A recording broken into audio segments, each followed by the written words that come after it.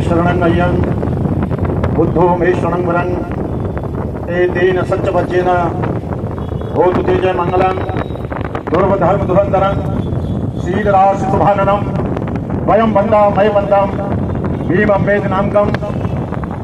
आज के कार्यक्रम के अध्यक्ष बंते जी, देवेंद्र बंते जी, मंच पर ब्रह्मा आकाश लामा जी, डॉक्टर जी, हम बनते बैठे हैं जो उस आंदोलन में जेल भी गए थे। जितना तीव्र आंदोलन, जितना आक्रोश भरा आंदोलन चला और उसको दोबारा जो आंदोलन मर गया था उसको पुनर्जीवित करने के लिए आकाश लामा जी हमारे बीच में आए हैं। मैं ऐसा समझता हूं क्योंकि आंदोलन से जुड़े हुए मुझे भी 50 वर्ष हो गए। 51 वर्ष मेरा भिक्षु जीवन हो गया। शायद पूरे उत्तर प्रदेश में केवल 2 भिक्षु सबसे बड़े हैं, एक भंते आनंद और एक मैं। लेकिन वो पंपलेट में प्रोटोकॉल का ध्यान नहीं रखा गया। जब किसी समाज में व्यक्ति पूजा आ जाती है और चमचागिरी चरम पर चढ़ जाती है, वो समाज विचारों से बहुत दूर चला जाता है। बाबा साहब अम्बेडकर ने कहा था, बाबा साहब अम्बेडकर ने बुद्धिज्म को अडॉप्ट करते हुए यह स्वीकार किया था कि बौद्ध बनना आसान है लेकिन इसका आचरण अति कठिन है। बुद्ध गया, मुक्त कब होगा ये अभी कहा नहीं जा सकता। आंदोलन बहुत चले, बहुत खिलाफ हुए। उसका मेन कारण है कि भारत में बौद्धों का कुछ भी नहीं है। न्यायपालिका उनकी है, कार्यपालिका उनकी है, विधायिका उनकी है। मैं पूछना चाहता हूं, चिल्लाने से ये मुक्त हो जाएगा क्या? जब तक आप लोग नेपाल जैसा कार्यक्रम नहीं बनाएंगे और जब तक 100-200 बौद्ध भिक्षु फल की वेदी पर नहीं चढ़ेंगे, आकाश लामा जी चाहे भंते करुणाकर गला फाड़ के कहे, चाहे कोई और भंते आकर कहे, इतिहास बनता है बलिदान से, इतिहास बनता है सादत से, इतिहास बनता है कुर्बानी से। अंग्रेज इस देश से छोड़ के ऐसे नहीं चला गया। अंग्रेज को जब मालूम पड़ा, धनाधन अंग्रेज लोग मारे गए, धरती हाल गई, लोग फांसी पर लटकने लगे, जेलों के सीटों में जाने लगे।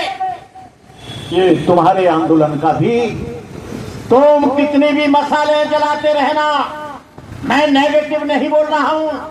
लामा जी, आपने समाज को जगाने का काम किया है। 1949 एक्ट को जो लोग नहीं जानते थे पूरे देश में बताने का काम किया है। लेकिन वक्त जिहाद है, वक्त जिहाद है, सवे रस का नहीं, हो खून का कतरा किसी के अस का नहीं। पुलावा सब फरोशों का हुआ है, आज फिर है मैदान जानदारों का, मर्जी इसका नहीं। ये चिल्लाने से नहीं होगा और अब भारत में कहीं जाने की जरूरत नहीं है। आपको सीधा कूच बुद्ध गया में करना पड़ेगा, आपको रेलवे स्टेशन को जाम करना पड़ेगा, आपको वहां की सड़कों को जाम करना पड़ेगा, आपको मरने मारने के लिए। हम जानते हैं कि बौद्ध धर्म किसी की हत्या करने की इजाजत नहीं देता। हम अहिंसा में विश्वास रखते हैं। ये सच है कि बौद्ध धर्म किसी की हत्या करने की इजाजत नहीं देता, लेकिन मैं कहता हूं हत्या करने वाले को जाने की इजाजत नहीं दी जाएगी जो हमारे बुद्ध विहारों पर इत्रोचमान करेगा।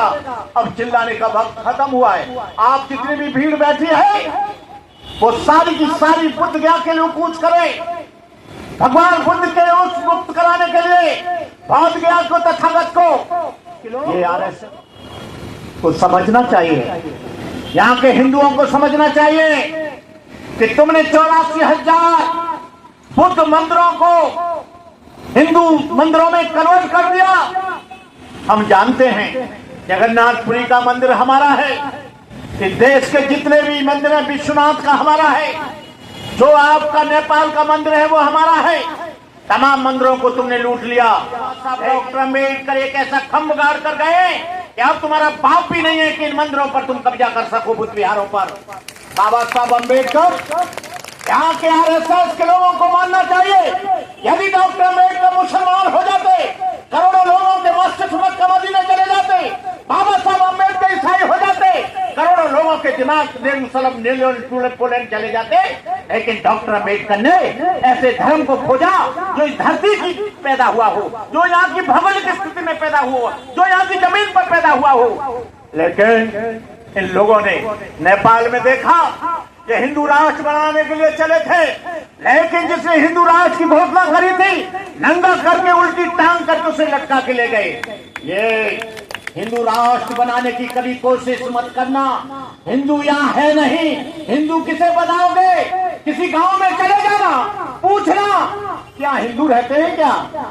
वहाँ कहेंगे या ब्राह्मण रहता है, क्षत्रिय रहता है, वैश्य रहता है, शूद्र रहता है, नाई रहता है, धोबी धानु कहा लुहार रहता है, अहीर रहता है, यादव रहता है, ग्वाला रहता है, कुर्मी रहता है, चमार रहता है, महार रहता है, राजपूत रहता है, या कोई हिंदू बिंदु नहीं है। हमने धीरेन्द्र शास्त्री से कहा था एक गांव को हिंदू बनाकर दिखा दो तुम। एक गांव, एक ब्लॉक, एक सेक्टर तुम हिंदू नहीं बना सकते। हिंदू शब्द जो है वो फारस का दिया हुआ शब्द है। फारसी भाषा में डिस्कवरी ऑफ इंडिया में जवाहरलाल नेहरू ने लिखा है कि सिंधु से हिंदू बना है, और हिंदू का उच्चारण वो लोग सा का उच्चारण हा करते हैं। ये मैं नहीं कह रहा, जवाहरलाल नेहरू कहकर गए। ये बहुत जोर लगा रहे हैं हिंदू राष्ट्र बनेगा।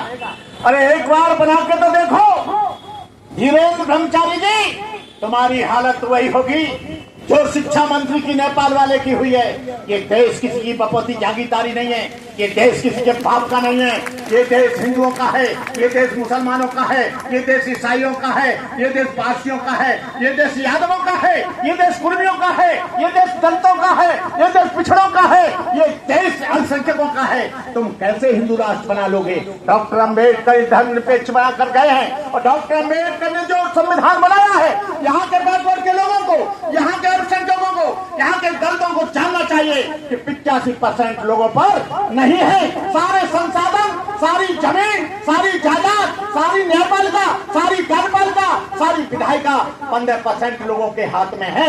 मैं कहना चाहूंगा कि इन 15% के लोगों से उस सत्ता को, संसाधनों को उखाड़ लो, ले लो, और इस देश में समानता का अधिकार पैदा कर दो।